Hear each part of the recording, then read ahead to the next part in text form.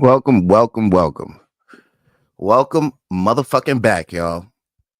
It is episode 27, and you're watching One More Round Fights. I'm your host, Gaff. I do this shit every week, baby.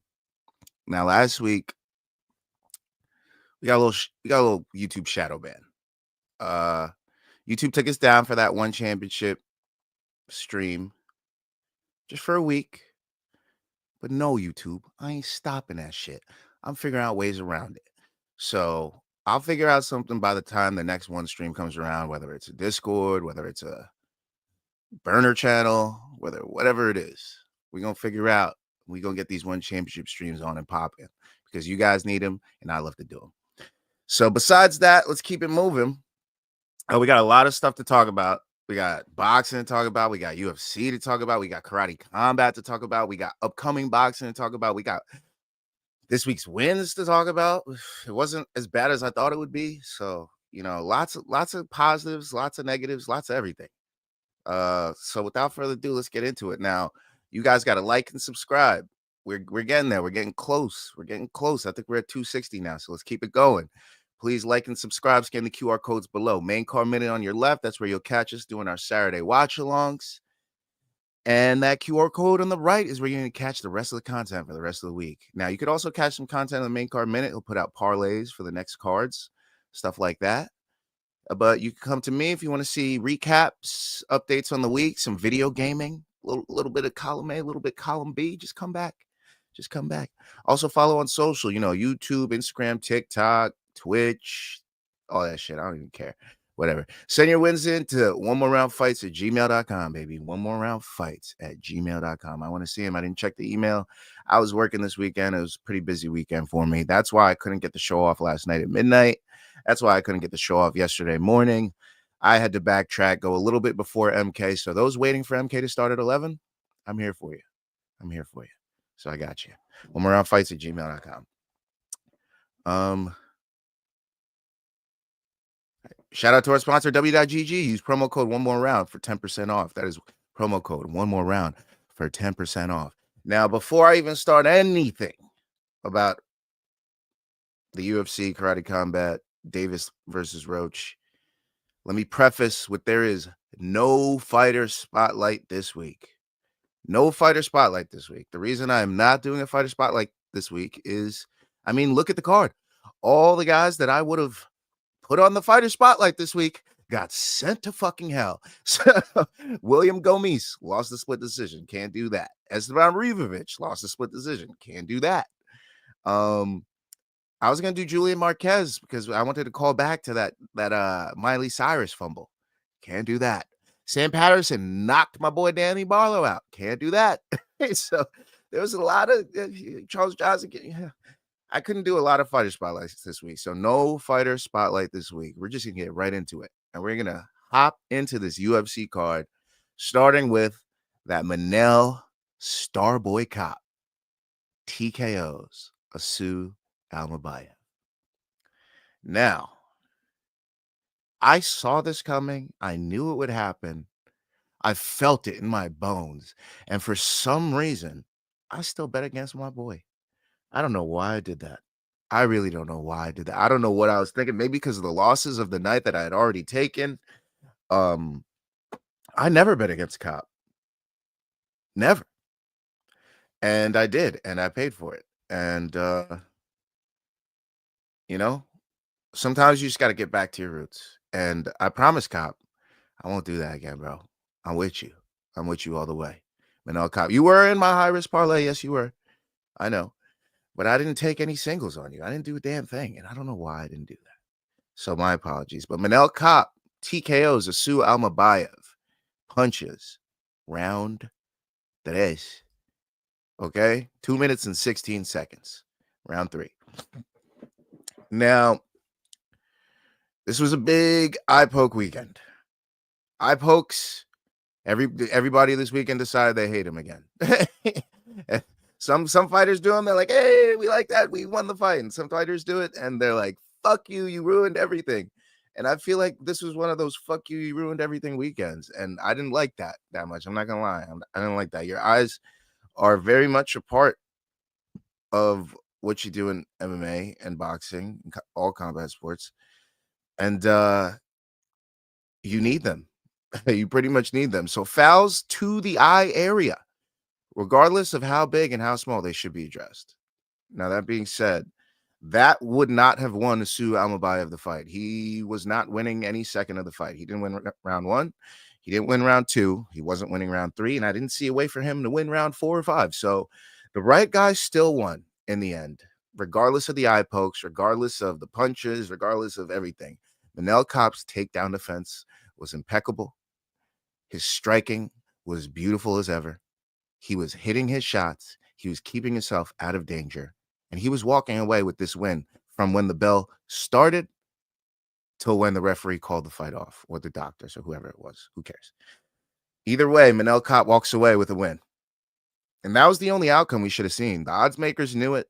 I knew it and still didn't bet it. Minus 200, Manel Kape.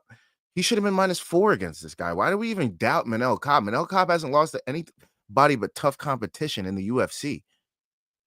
Not a damn soul in the UFC that isn't top has beat Manel Kape. Okay, and I didn't mean to make that rhyme. Just think about the losses that he's taken. Just think about the losses that Manel Kape's taken. He's only lost to the champ, Muhammad Mokaev, and Mateus Nicolau. Mateus Nicolau was literally on the skyrocket rise in the flyweight division until he got sent to absolute hell by Brandon Royval. So, I don't know what to tell you. Manel Kape was going to win this fight. I don't get the hate here. I don't get that all team eye poke, all these stuff. Like, yeah, great. Him, Weidman, Jones, eye poke their way to victories. But regardless of the fact, well, maybe Weidman wasn't going to win his fight. But regardless of all the other things, those guys are going to win their fights regardless. So I wasn't worried about that at all. I just thought it would go to decision. I thought we'd get a boring fight, but Manel Kape certainly made it interesting. Now, does he deserve a title shot next? Now, he's only on a 2-fight win streak. He's beaten Bruno Gustavo da Silva, and he's beaten Sue Almabayev. Now, it seems like he's been on a longer win streak, but he lost to Muhammad Mokaev at UFC 304 on July 27th of 2024. So that was less than a year ago. Now, I know everybody's calling title shot. Shut the fuck up, please. It's a 2-fight win streak. Pantoja has plenty of people. He's a great champion. Let him rest. He just fought. He didn't fight too long ago. Didn't he just fight Kai Asakura? Let him chill. Okay? I say let Manel Kape fight 2 guys. One of 2 guys before he gets his title shot. I say he fights Brandon Royval, who is also on a short streak that could be lengthened. If we saw a lengthened win streak out of Brandon Royval, I'd be inclined to give him a title shot as well. He's only on a 2-fight win streak as well. He beat Brandon Moreno. He beat Tatsuro Taira. Okay? So we make Manel Kape fight Brandon Royval, number 1 contender fight for the title. If we cannot do that, then we set up the Kai Kara France fight. Okay? If we can't do that fight, the Kai Kara France grudge match has to happen. 2 strikers willing to go at it that will stand in there and motherfucking bang. That's what we want to see. Okay? So if we're not getting the number 1 contender Brandon Royval fight, we got to get the Kai Kara France fight. And if we can't get both of those fights, so both guys are injured, okay, let's walk him in there for a title shot. Those are the only outcomes that should happen. If we're walking in a 2-fight win streak guy for a title shot, I know he had a 5-fight win streak before that, but I mean, what are we doing? Is that even a streak anymore? Do we call 2 streaks? I feel that's just in a row. So very much should go with Kape in a number 1 contender fight. Now, as for Sue Almabayev, what do we do with him? Well, he was number 8, right? I say we fight below or in the range. So I say for Sue Almabayev, there was somebody in the card that fought. His name is Charles Johnson. We'll talk about his outcome later. But I think that both had a similar outcome this weekend. Both fight in the same weight class. Both should fight each other next. And if we don't do that, Well, I see a wily old vet chilling in the back, and his name is Tim Elliott. I would love to see Tim Elliott versus Asu Almabayev. Now, Asu Almabayev wants to implement his wrestling and fun striking game. Well, guess what? Tim Elliott has that same interesting, funky wrestling and fun striking game. So I'd love to see their yin and yang matchup go at it. Those are the two matchups I see next for either of those guys. So Roy Valcar, France, or a title shot if those guys can't fight for Manel Kape. And for Asu Almabayev, I see Charles Johnson or Tim Elliott. And that's all I want to see next. If I wait for those two guys. That's it. That's it, dog. Moving on. Let's talk about the rest of the UFC 103 results. UFC Vegas 103, UFC Fight Night 253, whatever you want to call it. Verbiage doesn't matter to me. Okay? Verbiage does not matter to me. Let's go over the card. Cody Brundage defeats Julian Marquez via TKO punches. Round 1, 4 minutes and 45 seconds. Damn. I had Cody Brundage TKO round 2. I needed 15 more seconds, Julian Marquez. But it's okay. It's okay. Because Cody Brundage got a big win. Big shout out to Cody Brundage and his daughter fighting her ailment. I'm not exactly sure what it is. I'm not sure exactly what the name for the condition is, but I know that throughout his fighter interviews last week and his media coverage last week that he made a point to make that something that he was fighting for that week. So that is why I had Cody Brundage in my parlay, and that's why I was rooting for Cody Brundage that weekend. And that is why I am very happy that Cody Brundage got himself a TKO win. I hope he secured his job with that win. I hope we see him in a fun matchup next, because regardless of what they do with Cody Brundage, we can say that he's always in a fun fight. He's always making fights interesting, and his fights always finish. So I can't hate on that man. I can never hate on Cody Brundage. And Factory X, you're doing a fantastic job with your fighters over there, helping them find their style and not making them fight in the way you want them to, but letting them develop at their own rate. So I appreciate what Factory X is doing. Shout out to Cody Brundage. Julian Marquez, you deserve that L because you fumbled the Miley Cyrus bag. All right, moving on. Nasrat Haqparast defeats Esteban Ribovic via split decision, 29-28, 28-29, 29-28. I had Ribovic winning this fight. Haqparast did deserve it, though. Haqparast fought well. It was a very close fight. I could have gave it to either guy, so I wasn't mad with the outcome. I don't have to talk about it too much. If you want to go watch a fun striking fight in which not many takedowns, I don't even think 2 takedowns were attempted. Yeah, go watch that fight. Haider Emil surprises everybody and defeats William Gomis by split decision, 29-28, 28-29, 29-28. Shout out to Luke from the main card minute. I had zero faith that Haider Emil was going to win this fight, but Haider Emil lost round 1, essentially.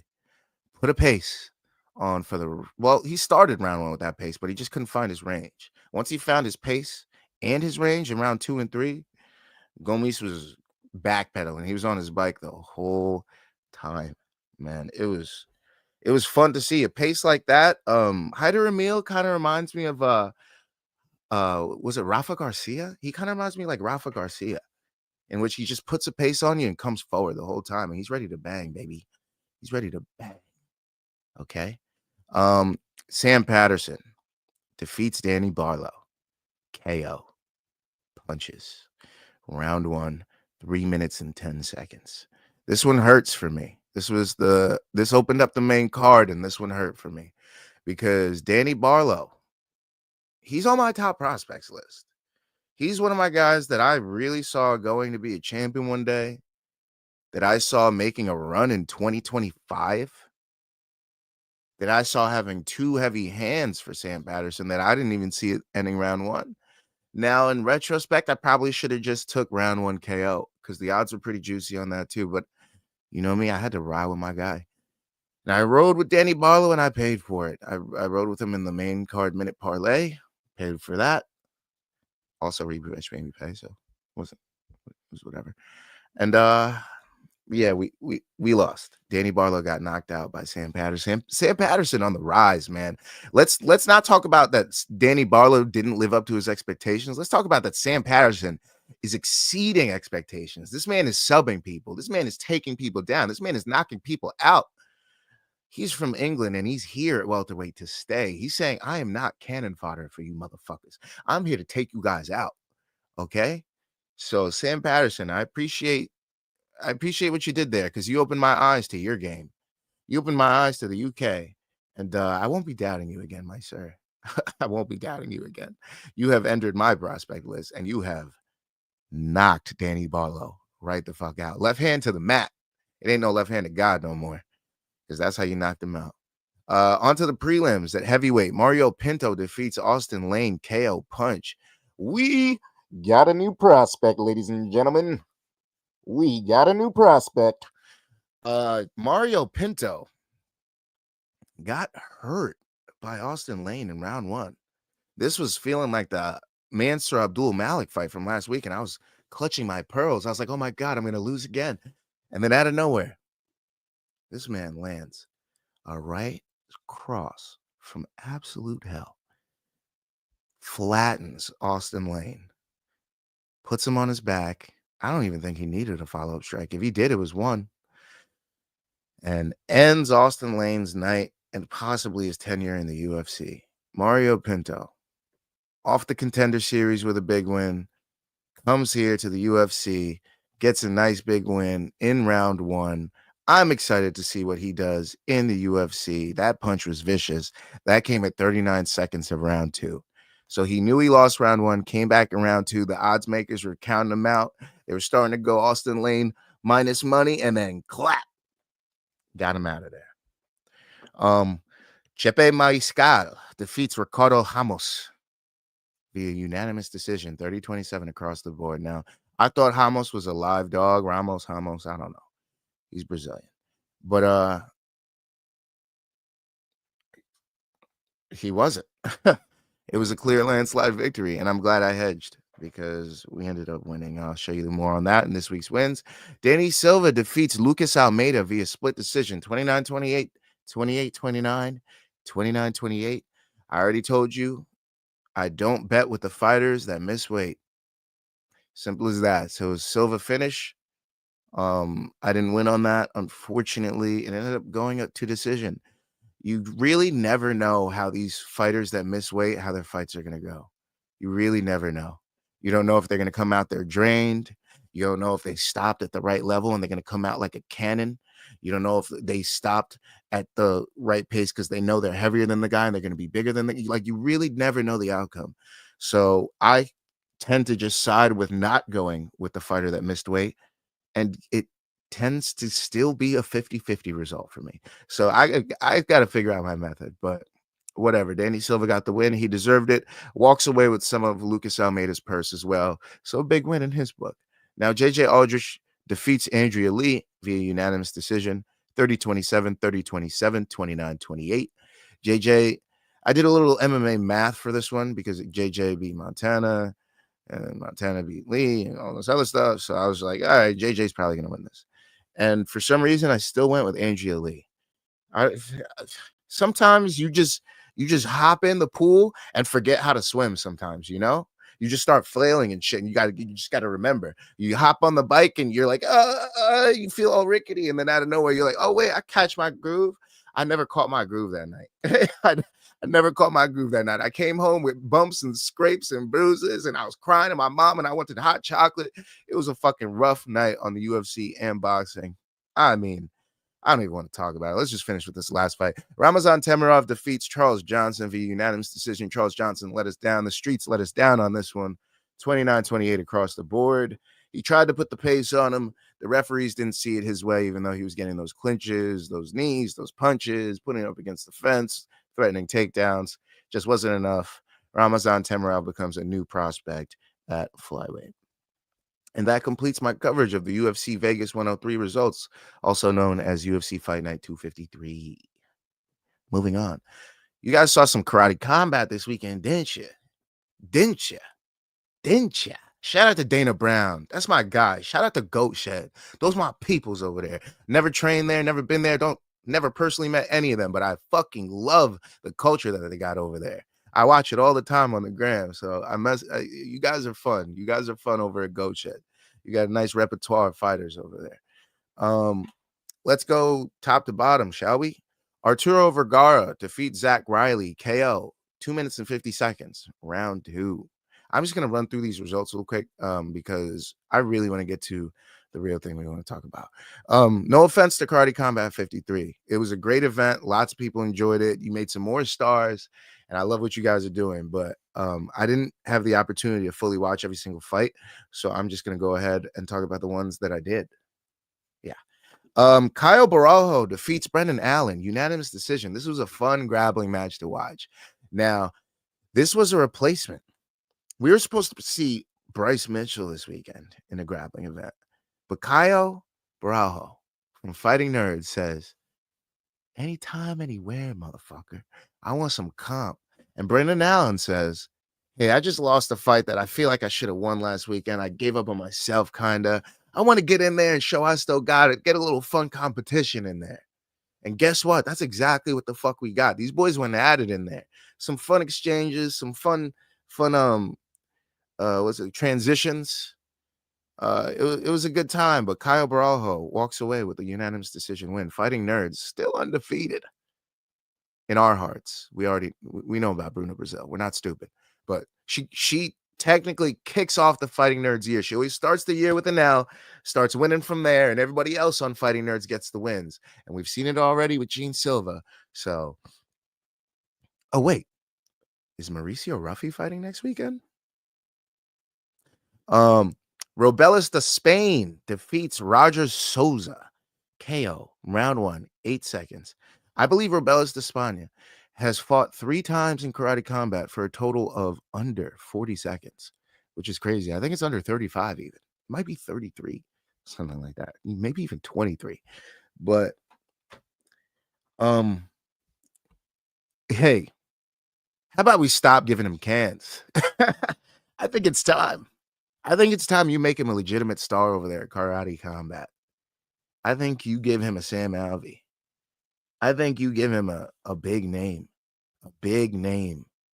and you let him fight like he's been fighting.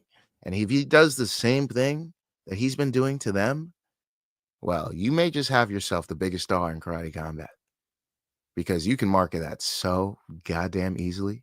Are you joking? You have Karate Combat Francis Ngannou, but even better, he's knocking people out in sub minutes. You got Karate Combat Tom Aspinall right now. That's what you got.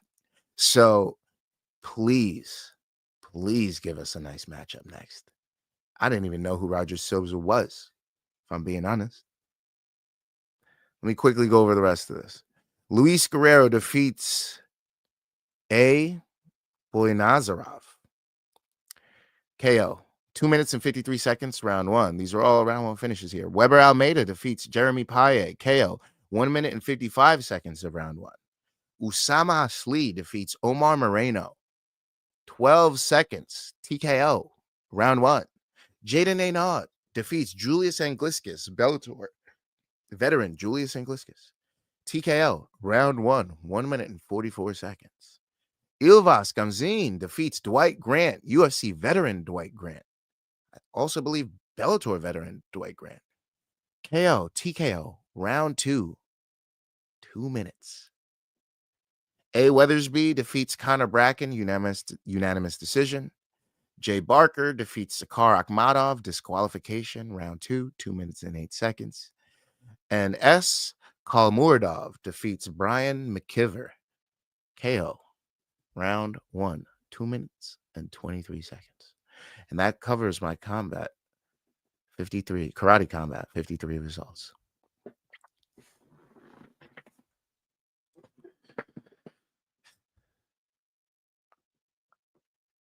All right. I had to take a little breath before we get into what we're about to talk about here. Let's get into some boxing. Let's get into... What the fuck's my phone?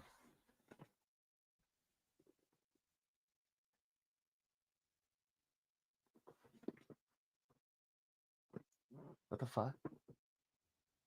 Why do I hear it, but I don't know where it is?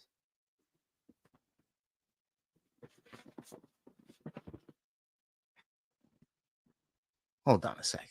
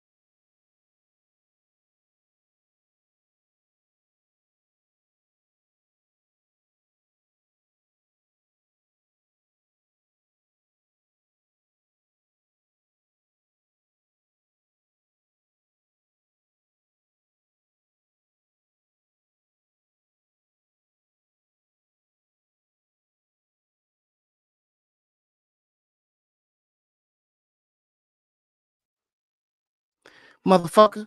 All right. Let's talk about what I really wanted to talk about. Let's talk about Gervonta Davis versus Lamont Roach. We had a boxing fight this weekend. Blockbuster boxing fight this weekend. Gervonta Davis versus Lamont Roach. And I want to start this stream by saying this. Boxing's never going to get better if we have referees, judges, whole commissions in somebody's pocket. Boxing's never going to get better. Never going to be on top again. Boxing's going to fall below WWE if it hasn't already. If we keep doing shit like this. Lamont Roach should have at least gotten a split draw.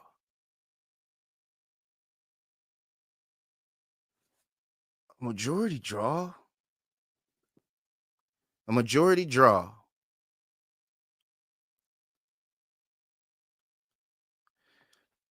There was a knee taken by Gervonta Davis because he got grease from his hair in his eye. But it wasn't counted as a knee. It wasn't counted as a downed fighter. Now, Terrence Crawford said it best. Terrence Crawford said it best. Let me read you his tweet. Terrence Crawford said, "Some of y'all need to watch Mayweather versus Hernandez and see Mayweather take a knee because he hurt his hand. And it was called a knockdown, and it was not from a punch either."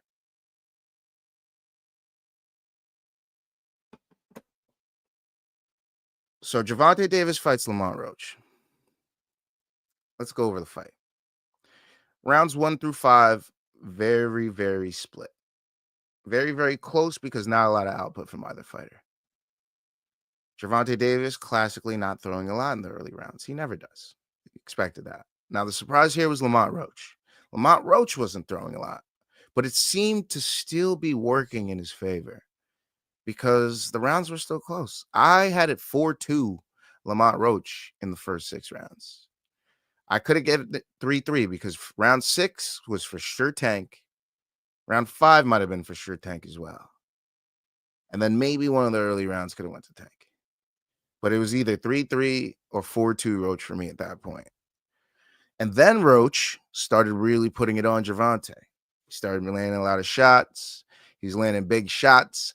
Gervonta was talking to the ref, getting hit with a punch, a big punch, probably the biggest punch of the fight up to that point.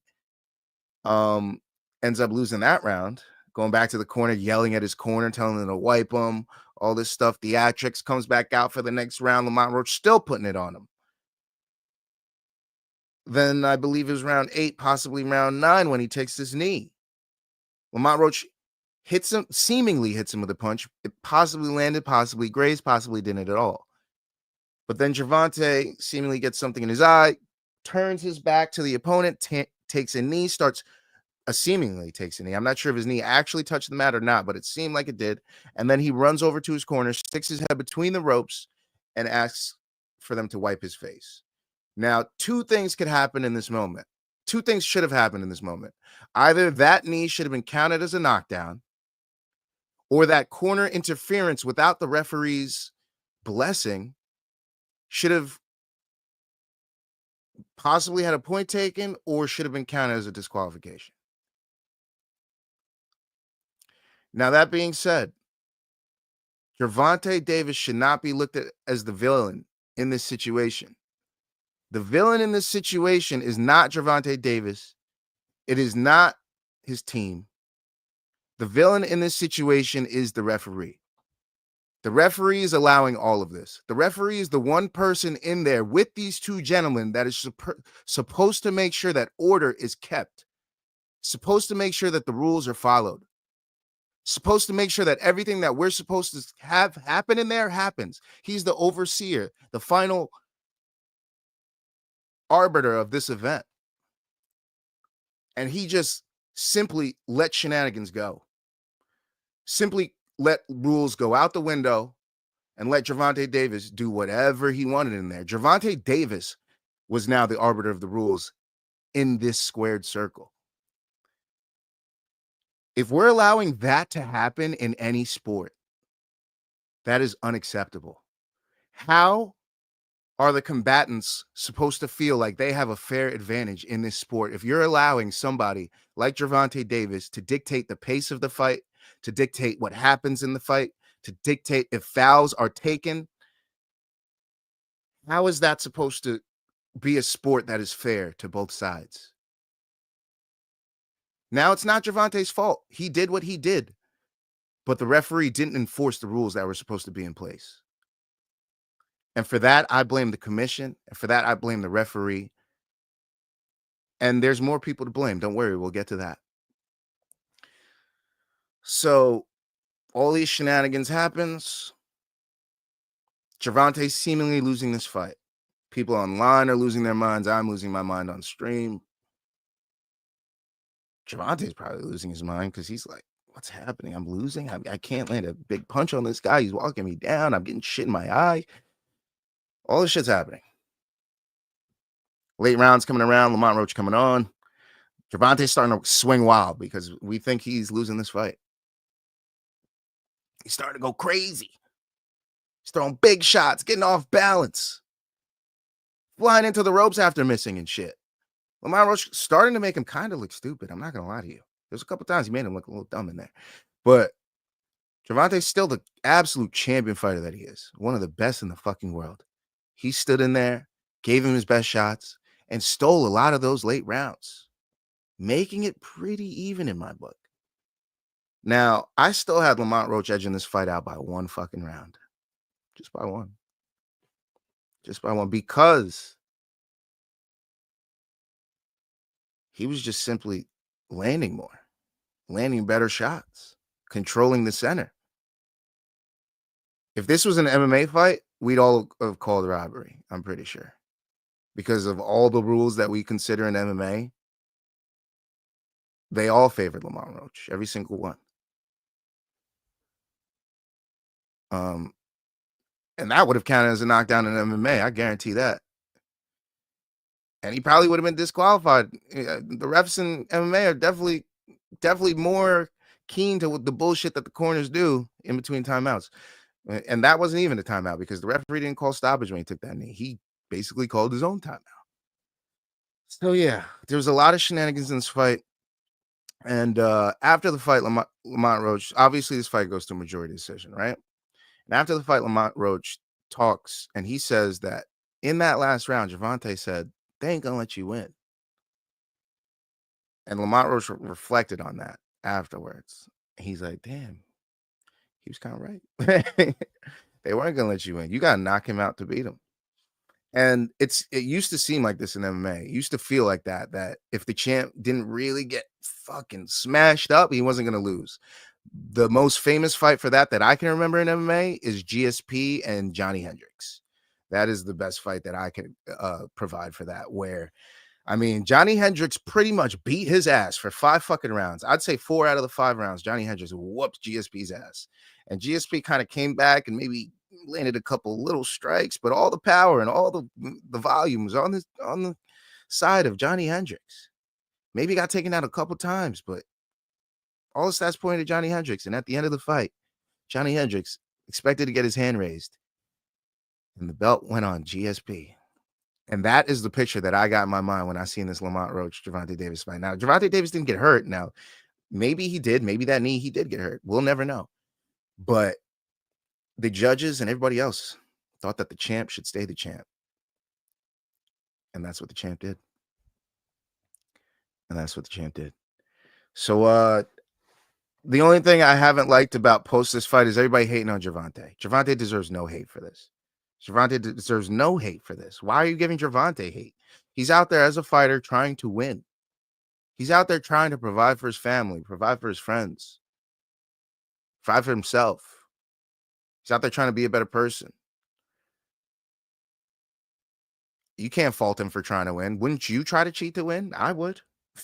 I ain't blaming him for that shit. I'm blaming the fucking refs, bro. Why didn't the ref count that as a knockdown? Why didn't the ref take a point? Why didn't the ref DQ him for going in the corner? We'll never know. We'll never know. Now, Luke Thomas, shout out to Luke Thomas. Luke Thomas said this best in his, I think this was his description. His description says, Lamont Roach and Gervonta Tank Davis ended in a draw, but it should have been a win for Roach. The DC native performed ably. I don't know if he meant admirably or ably, and was done wrong by referee Steve Willis, who both declined to take a point or disqualified Davis for taking a knee and getting his face wiped with a towel by a cornerman in the middle of a round. Luke Thomas hit that nail right on the head. Hit that nail right on the head. Yeah. Not Davis's fault. It's definitely the ref's fault. But let's talk about these judges too, man. First judge gave it to Davis. Okay. I didn't see it that way, but okay. I mean, it's boxing. It's boxing. So yeah, for sure. Give him, yeah. One judge gave it to Davis. And then the other two gave Lamont Roach a draw. I don't know how you could see it as a draw and not see it for a Lamont Roach win. Or at least how one of them couldn't see it as a Lamont Roach win. Nobody saw it as a Lamont Roach win. Nobody. Not one of you three saw it as a Lamont Roach win. Not a single one of you. Fucking joke. A goddamn fucking joke. This is why I don't like boxing. This is why I wore my UFC shirt today. I've officially chosen my side today. Today, I'm officially, consider me a UFC guy that talks boxing. I'm no longer trying to be in the middle. I'm on the right, baby. I'm a UFC guy. I am a UFC guy now. I tried. I really tried. But after that, after all that, I don't know, man. I don't know. I don't know if I could. I really don't know if I could, with ethics and the way I feel about combat sports and how these guys put their bodies and lives on the line. I really don't think I could get behind something like that. If this continues to happen and I see fights like this continuing to go the wrong way with terrible judges, like I'm not afraid to say it, Adelaide Bird, I don't know if I'm going to continue to be a fan. You might just catch me for the big ones. I don't know if I'm going to watch all the boxing events. I really don't, because shit like this makes me not a fan. Shit like this makes it's like, how are you supposed to build stars if you're just taking people and elevating them when they don't deserve it? Now, Lamont Roach, please, please, I hope you get a big fight after this. I really do. And honestly, you don't need the rematch. You do not need to rematch Tank Davis, because the world and the people know who won that fight. The world, the people that know combat sports, the people that were watching the fight intently and not blindly going with one side, we know the outcome of that fight. And regardless of what that draw says on your record, we know how great of a fighter and how great of a champion you are. So shout out to Lamont Roach. Fantastic win. He went out there and proved exactly what he said he was going to do, that he got the motherfucking skills to pay the motherfucking bills. Shout out to Lamont Roach. And that's it. That's all I'm going to say about that. Tank did not lose that fight. Lamont Roach did not lose that fight. It was a majority draw. Both fighters won that night. But if I had to say it, it wasn't 50-50. I'd say Tank won on that 60 and Lamont won on that 40. Elsewhere on the card, Gary Antoine Russell shuts out Jose Valenzuela. Unanimous decision for the WBA super lightweight title. 119-109, 119-109, 120-108. 120-108. Man, I'm sorry about giving you guys that El Rayo pick. Boy, am I sorry about that one. Gary Antoine Russell put a whooping on that boy. Oh, man. Now, all the media, all the people all week were on El Rayo's side. I was there. I was in Brooklyn. I was at the Barclays. They were loud as a motherfucker in that bitch for Jose Valenzuela. They were giving Gary Antoine Russell no love. There was no love coming for him. It was all Valenzuela. And guess what? That boy walked in there. That man walked in there and turned Valenzuela back into a boy. He said, "You got that beard and that chest hair now? Cool. We about to take that." Yo, this is crazy. He really shut him out. I literally did not see that coming. I was big on El Rayo. Jose Valenzuela had big wins over Isaac Cruz, big wins over Chris Colbert. He had a loss to Chris Colbert that should have been a win. And I thought he was going to be a live dog in this. And man, the odds makers were wrong. This should have been minus 500 to plus 450 the way this was looking. It's maybe even higher. This was crazy to watch. Shout out to Gary Antoine Russell. Shout out to the Russell family. Shout out to all the Gary Russells, because they're doing great work over there. Even with the crazy mask over the face in between rounds to cool for the cooling and the swelling. Top work. Top level work. The Russells, shout out to the Russells, man. Shout out to the Russells. Let's get to some of these comments. I'm missing out. My bad. Main comment, a little pregame to MK. Let's go. You already know. I'm going to get out before you guys start. Don't worry. I'm going to get out before 11. Don't you worry. And then boxing has been WWE for decades now. You already know that. You already know that, man. You already know that, Brian. It's been tough to see, man. And I try to praise it and I try to show it its love and give it what it deserves, but it keeps doing shit like this. And I don't know, man. Alberto Puello, the champ, defeats Sandor Martin via split decision. WBC super lightweight title. 113, 115, 115, 113, 116, 112. Now, this was a very close fight. I had Sandor Martin winning, but it was so close that I did not have a problem with Puello getting the dubber. I really didn't. It was a good, fun fight. Sandor Martin did control the center a lot of it and was landing a lot of good counter strikes, but Alberto Puello stayed on his front foot and kept coming for Sandor Martin, and the judges saw it in his favor. Ioannis Tellis defeats Julian Williams. Unanimous decision for the interim WBA super welterweight title. 118, 110, 117, 111, 119, 109. Now, I thought Tellis was going to get the KO. He was definitely had the volume, definitely had the power, but he couldn't find the shot. Julian Williams, former champion. Very tough to get out of there. I counted him out. I shouldn't have. He was a live dog. I know it was pretty much a landslide win for Tellez, but he stood in there and took his best shots and proved that why he was a champion. That heart, that chin, that toughness. That's what got him there. And I was glad to see Julian Williams stay in there and give us a tough fight. Now, Johan Gonzalez defeats Jarrett Hurd via split decision. 96-94, 94-96, 98-92. Shout out to Jarrett Hurd. He retired after this fight. Before the fight, he was saying that if he lost this one, he's going to have to hop out of here because if he can't beat this type of fighter, that means he's got to go.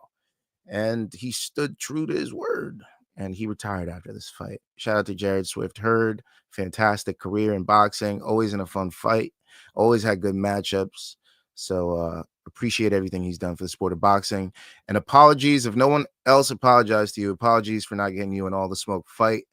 Gervonta Davis showed up, so we had to get the press conference going. I would have loved to hear your interview because we wanted to get some more insight on if you were going to retire after this fight. But, timing didn't work out. But great career for Jared Swift Hurd. Love to see him fight anytime. David Whitmire defeats Angel Munoz via unanimous decision. And Derek Davis defeats Jamal Johnson via TKO. And that completes my coverage of Gervonta Davis and Lamont Roach. Motherfuckers. Guess what? Saul in the house, bitch. Yeah. What's good? Let's move on to some upcoming boxing. Other boxing notables this week. I'm going to go over the fat slate real quick because why not? I got 8 minutes and I only got this week's wins and it ain't that big. So March 12th, Sydney, Australia, we got Keith Thurman taking on Brock Jarvis. I almost said Davis. Brock Jarvis, 10 rounds, junior middleweights. March 15th in Liverpool, England, we got a title fight between Nick Ball versus TJ Doheny, 12 rounds for Ball's WBA featherweight title. March 22nd in Las Vegas, Amazon Prime Video. I don't think I'll be there, but there is a title fight between Sebastian Fundora and Chordale Booker, 12 rounds for Fundora's WBC and WBO junior lightweight titles. Elsewhere on the card, we'll see Elijah Garcia, young up-and-comer, taking on former champion Terrell Gaucher, 10 rounds at middleweight. We'll also see Jesus Alejandro Ramos Jr. versus Kevin Salgado, 10 rounds at junior middleweight. On March 22nd in Sydney, on DAZN, we'll see George Kambosos Jr. versus Daoud Yordan, 12 rounds at junior welterweight. There's also going to be a title fight between our girl, Sky Nicholson, and Tiara Brown, 10 rounds for Nicholson's WBC women's featherweight title. And there will also be a title fight between Cherneka. Yeah, Cherneka. Luke knows. Cherneka Johnson's taking on Nina Hughes, 10 rounds for Johnson's WBA women's bantamweight title. On March 29th in Las Vegas on ESPN and ESPN Plus, we have our girl, Michaela Mayer, taking on Sandy Ryan, 10 rounds for Mayer's WBO welterweight title. I'm only going to say this once. Look out for that red handprint on Michaela Mayer's ass. It will be there. March 29th, Cancun, Mexico, DAZN, William Zepeda versus Tevin Farmer, 12 rounds for Zepeda's WBC interim lightweight title.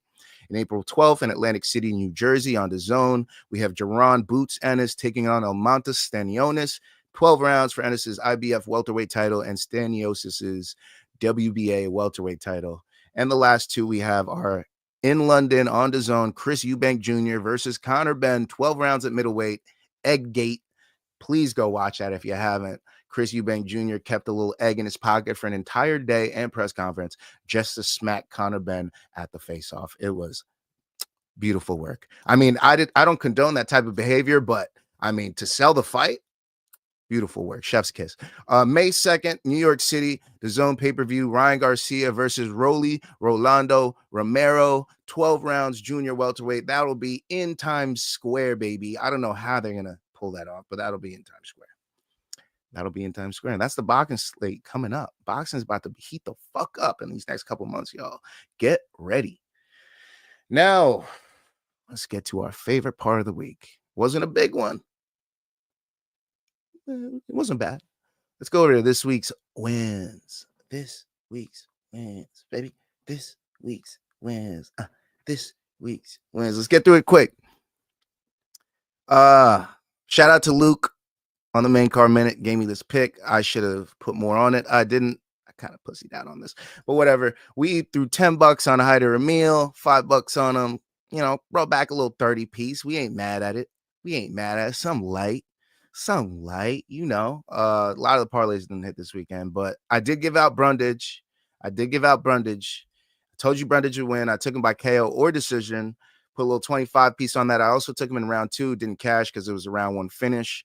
But hey, we brought back plus 100 on Cody Brundage by an outcome. Like, come on, you can't beat that. Shout out to Chepe Mariscal. Had to take him in my hedge. I was gonna go with Ricardo Ramos money line, and then I was like, let me just hedge with a Mariscal decision. Ended up working out $10 on each app. Brought back a little 70 piece. Ain't mad at it. Something light. And then my favorite pick of the week, I gave you guys Mario Pinto. Called the round 1 KO.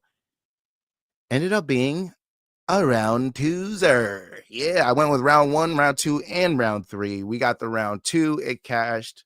The little medium bowl of porridge ended up getting us the win. I ain't mad at it. I hope you ain't either. Yeah, nice little 10 piece, bringing back $100 on both apps. 10 and 13, bringing back 100. Who could be mad at that? And then the parlay, I wish I listened to Luke. I didn't listen to Luke, and I cashed it. He said I should have wrote it out. I didn't listen. But hey, I did a quick parlay, Hyder Emil, Nasrat Haqparast, and Cody Brundage, $15 on each app. If I didn't cash out, it would have brought back, I believe, $250 each. So that would have been a $500 win. It ends up being like a $230 win. It's all good though, because we got back to zero. Now, all that money ended up going towards the boxing fight, and we lost it. But hey, I mean, we got back to zero on an MMA card. I'll take my okay, like whatever. I ain't mad at it. All right. It could have been better. I promise I'm gonna come back this week with some heat for UFC 313. Me and Luke are in the fucking lab, so we're gonna get some good shit for you guys going. But yeah, that was a short version of this week's wins. And the real reason you guys are here with these last minute and a half, I'm gonna give you guys some motherfucking picks for UFC 313, baby. UFC 313 picks. Pereira versus Ankalaev. Now you see what I got going on. Now here's my picks. You ready? Alex Pereira. You think I'm going against that guy? Are you fucking joking me? Against Magomed Ankalaev, the guy with terrible striking against everybody else? No, I'm not going with that guy. What do you think? He's going to learn to wrestle now? That guy got subbed by freaking Paul Craig. No.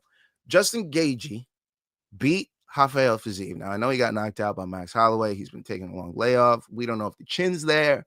Rafael Fiziev, number 1, is taking this on short notice. Number 2, he's already lost to Gaethje. Okay. Why would we not go with Gaethje in plus money? Regardless of if he never gets back to minus money this week, we got to take Justin Gaethje. Gaethje at plus money? Are you fucking joking me? Stop. Mauricio Ruffy, Fighting Nerds. We never go against Fighting Nerds. I don't care who he's fighting. We don't go against Fighting Nerds. Bobby Green, love you. We ain't going against Fighting Nerds over here. Okay. And then Carlos Leal, solid guy out of Bellator and PFL. If you don't know who he is, consider your bets against Carlos Leal. Consider your bets against him. Okay? I'm just going to say that. I'm going to drop that here. Consider your bets against Carlos Leal. He's a live dog. He was almost a champion. If not, he was a champion in PFL. But yeah, he was almost a champion in PFL.